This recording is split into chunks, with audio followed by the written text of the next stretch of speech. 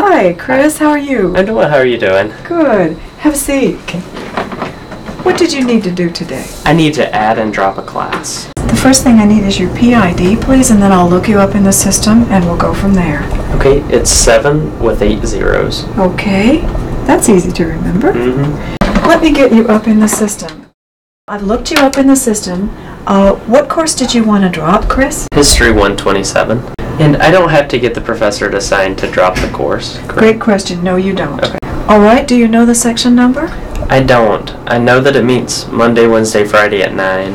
Okay, that section number is section 7. Okay. So you will be dropping 3 hours. And that still makes you a full-time student. Are you doing anything else today? I would like to add a course. Okay. Which class? It's Poly 100. And you've been going to the class? Yes, ma'am. And I've talked to the professor and he said it was okay for me to add it. Okay, well you'll have to get his signature on this form which signifies his permission to add the class. Okay. So that means that you are not changing hours. You know during the first 2 weeks of class you can drop and add a course, but after that you need permission of a professor to add a class and you need a dean's permission to drop, because you could affect your academic eligibility if you drop below the number of hours you need to continue. Okay, am I fine right now academically? You're going to have 60 hours after this semester's over, and this is your 4th semester. So to go into your 5th semester, you need 51 minimum. You've got 60. And your grade point average has to be at least a 2.0. You got a 3.8, so you're in great shape. I'm really glad that you walked in for this today. It was on the website that I could do it. Oh, this website? Yes, right ma'am. here? Advising.unc.edu. Yeah, the link to registration information. Excellent. Now, how did you know when the drop deadline was? I found it on the website. Good.